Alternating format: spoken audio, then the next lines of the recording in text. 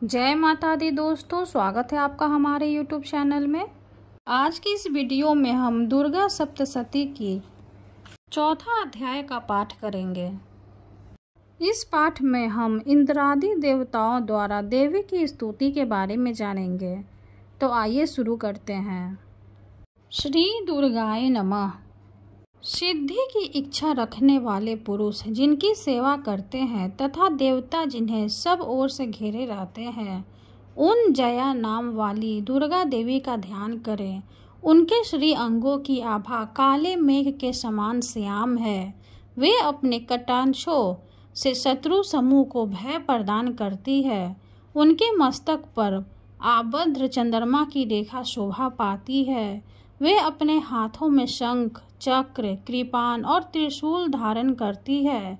उनके 3 नेत्र हैं। वे सिंह के कंधे पर चढ़ी हुई है और अपने तेज से तीनों लोकों को परिपूर्ण कर रही है। ऋषि कहते हैं, अत्यंत पराक्रमी दुरात्मा महिषासुर तथा उनकी दैत्य सेना के देवी के हाथ से मारे जाने पर इंद्र आदि देवता प्रणाम के लिए गर्दन तथा कंधे झुकाकर उन भगवती दुर्गा का उत्तम वचनों द्वारा स्तवन करने लगे। उस समय उनके सुंदर अंगों में अत्यंत हर्ष के कारण रोमांच हो गया था। देवता बोले, संपूर्ण देवताओं की शक्ति का समुदाय ही जिनका स्वरूप है तथा जिन देवी ने अपनी शक्ति से संपूर्ण जगत को व्याप्त कर रखा है, समस्त देवताओं और महर्षियों की पूजनीय उन जगदम्बा को हम भक्ति पूर्वक नमस्कार करते हैं। वे हम लोगों का कल्याण करें। जिनके अनुपम प्रभाव और बल का वर्णन करने में भगवान शेषनाग, ब्रह्मा जी तथा महादेव जी भी समर्थ नहीं है। वे भगवती चंडिका संपूर्ण जगत का पालन एवं अशुभ भय का नाश करने का विचार करे। जो पुण्यात्माओं के घरों में स्वयं ही लक्ष्मी रूप से, पापियों के यहाँ दरिद्रता रूप से, शुद्ध अंतःकरण वाले पुरुषों के हृदय में बुद्धि रूप से, सत्पुरुषों में श्रद्धा रूप से तथा कुलीन मनुष्य में लज्जा स्वरूप से निवास करती है। उन आप भगवती दुर्गा को हम नमस्कार करते हैं। देवी, आप संपूर्ण विश्व का पालन कीजिए। देवी, आपके इस अचित्य रूप का, असुरों का नाश करने वाले भारी पराक्रम का तथा समस्त देवताओं और दैत्यों के समक्ष युद्ध में प्रकट किए हुए आपके अद्भुत चरित्रों का हम किस प्रकार वर्णन करें। आप संपूर्ण जगत की उत्पत्ति में कारण है। आप में सत्व गुण, रजोगुण और तमोगुण, ये तीनों गुण मौजूद है, तो भी दोषों के साथ आपका संसर्ग नहीं जान पड़ता। भगवान विष्णु और महादेव जी आदि देवता भी आपका पार नहीं पाते। आप ही सबका आश्रय है। ये समस्त जगत आपका अंशभूत है, क्योंकि आप सबकी आदिभूत परा प्रकृति हैं। देवी, संपूर्ण यज्ञों में जिसके उच्चारण से सब देवता तृप्ति लाभ करते हैं, वह स्वाहा आप ही हैं। इसके अतिरिक्त आप पितरों की भी तृप्ति का कारण है। अतः सब लोग आपको स्वधा भी कहते हैं।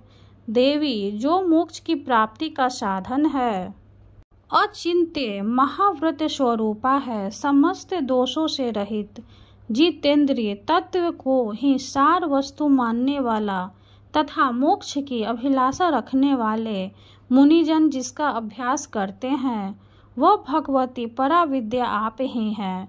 आप शब्द स्वरूपा हैं, अत्यंत निर्मल। ऋग्वेद, यजुर्वेद तथा उद्ग्रंथ के मनोहर पदों के पाठ से युक्त सामवेद का भी आधार आप ही हैं। आप देवी त्रयी, तीनों वेद और भगवती 6 ऐश्वर्यों से युक्त हैं। इस विश्व की उत्पत्ति एवं पालन के लिए आप ही वर्ता, खेती एवं आजीविका के रूप में प्रकट हुई। आप संपूर्ण जगत की ओर पीड़ा का नाश करने वाली हैं। देवी, जिससे समस्त शास्त्रों के सार का ज्ञान होता है, वह मेघा शक्ति आप ही हैं। दुर्गम भव सागर से पार उतारने वाली नौका रूप दुर्गा देवी भी आप ही हैं। आपकी कहीं भी आसक्ति नहीं है, कैटभ के शत्रु भगवान विष्णु के वक्षस्थल में एकमात्र निवास करने वाली भगवती लक्ष्मी तथा भगवान चंद्रशेखर द्वारा सम्मानित गौरी देवी भी आप ही हैं।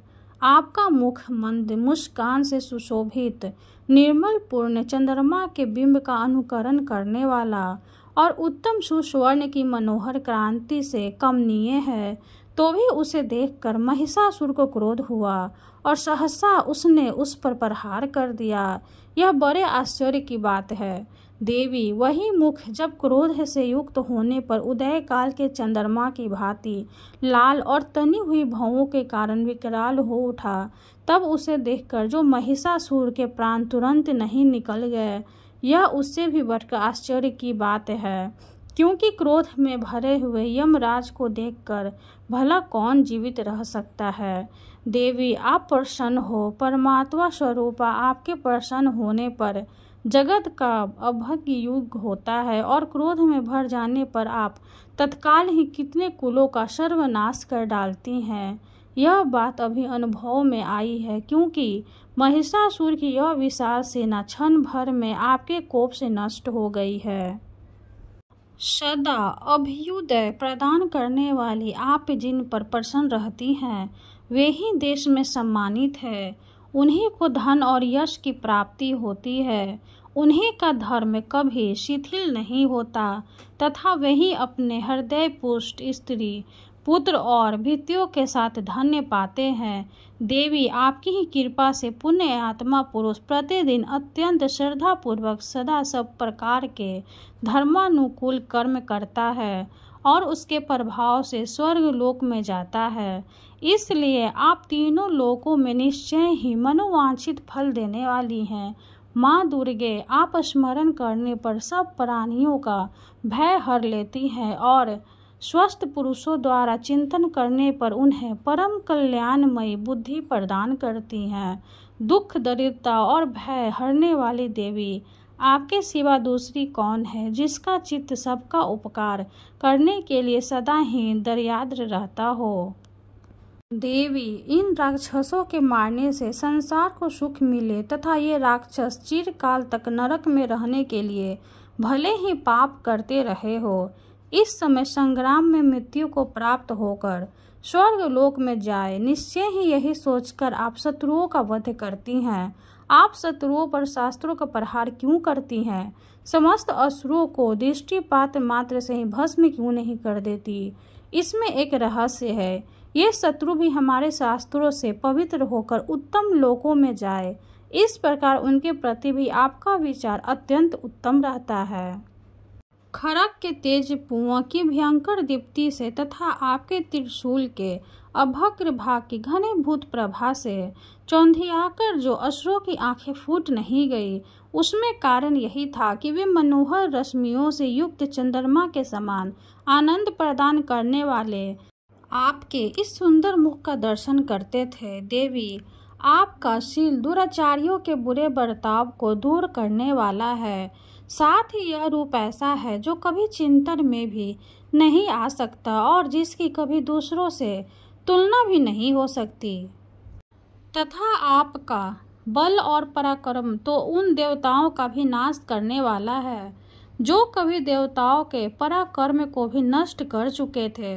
इस प्रकार आपने शत्रुओं पर भी अपनी दया की प्रकट की है। वरदायिनी देवी, आपके इस पराक्रम की किसके साथ तुलना हो सकती है तथा शत्रुओं को भय देने वाला एवं अत्यंत मनोहर ऐसा रूप भी आपके सिवा और कहाँ है। हृदय में कृपा और युद्ध में निष्ठुरता, ये दोनों बातें तीनों लोकों के भीतर केवल आप में ही देखी गई है। माता, आपने शत्रुओं का नाश करके इस समस्त त्रिलोकी की रक्षा की है। उन शत्रुओं को भी युद्ध भूमि में मारकर स्वर्ग लोक में पहुंचाया है तथा उन्मत्त दैत्यों से प्राप्त होने वाले हम लोगों के भय को भी दूर कर दिया है। आपको हमारा नमस्कार है। देवी आप शूल से हमारी रक्षा करें। अंबिके आप खड्ग से भी हमारी रक्षा करें तथा घंटा की ध्वनि और धनुष की टंकार से भी हम लोगों की रक्षा करें। चंडिके पूर्व पश्चिम और दक्षिण दिशा में आप हमारी रक्षा करें तथा ईश्वरी अपने त्रिशूल को घुमाकर आप उत्तर दिशा में भी हमारी रक्षा करें। तीनों लोकों में आपके जो परम सुंदर एवं अत्यंत भयंकर रूप विचरते रहते हैं उनके द्वारा भी आप हमारी तथा इस भूलोक की रक्षा करें। अंबिके आपके कर पल्लवों में शोभा पाने वाले खड्ग, शूल और गदा आदि जो अस्त्र हो उन सब के द्वारा आप सब ओर से हम लोगों की रक्षा करें। ऋषि कहते हैं, इस प्रकार जब देवताओं ने जगन माता दुर्गा की स्तुति की और चंदन वन के दिव्य पुष्पों एवं गंध चंदन आदि के द्वारा उनका पूजन किया, फिर सबने मिलकर जब भक्ति पूर्वक दिव्य धूपों की सुगंध निवेदन की, तब देवी ने प्रसन्न वदन होकर प्रणाम करते हुए सब देवताओं से कहा। देवी बोली, देवताओं तुम सब लोग मुझसे जिस वस्तु की अभिलाषा रखते हो उसे मांगो। देवता बोले, भगवती ने हमारी सब इच्छा पूर्ण कर दी, अब कुछ भी बाकी नहीं है, क्योंकि हमारा यह शत्रु महिषासुर मारा गया। हे महेश्वरी, इतने पर भी यदि आप हमें और वर देना चाहती हैं तो हम जब जब आपका स्मरण करें तब तब आप दर्शन देकर हम लोगों के महान संकट दूर कर दिया करें तथा प्रसन्न मुखी अंबिके जो मनुष्य इस स्रोतों द्वारा आपकी स्तुति करे उसे वित्त समृद्धि और वैभव देने के साथ ही उसकी धन और स्त्री आदि संपत्ति को भी बढ़ाने के लिए आप सदा हम पर प्रसन्न रहें। ऋषि कहते हैं, राजन देवताओं ने जब अपने तथा जगत के कल्याण के लिए भद्रकाली देवी को इस प्रकार प्रसन्न किया तब वे तथा अस्तु कहकर वहीं अंतर्धान हो गए। भूपाल इस प्रकार पूर्व काल में तीनों लोकों का हित चाहने वाली देवी जिस प्रकार देवताओं के शरीरों से प्रकट हुई थी वह सब कथा मैंने कह सुनाई। अब पुनः देवताओं का उपकार करने वाली ये देवी दुष्ट दैत्यों तथा शुंभ निशुंभ का वध करके एवं सब लोगों की रक्षा करने के लिए गौरी देवी के शरीर से जिस प्रकार प्रकट हुई थी यह सब प्रसंग मेरे मुंह से सुनो, मैं उसका तुमसे यथावत वर्णन करता हूँ। इस प्रकार श्री मार्कंडेय पुराण में सार्वजनिक मनवंतर की कथा के अंतर्गत देवी महात्म्य में सकरादि स्तुति नामक चौथा अध्याय पूरा हुआ। पाठ समाप्त होने के बाद आप क्षमा प्रार्थना का पाठ जरूर करें, या तो पढ़ ले या फिर सुन ले। हमारे इस चैनल पे क्षमा प्रार्थना कील कवच की भी वीडियो डाली हुई है, आप प्ले लिस्ट से जाकर देख सकते हैं।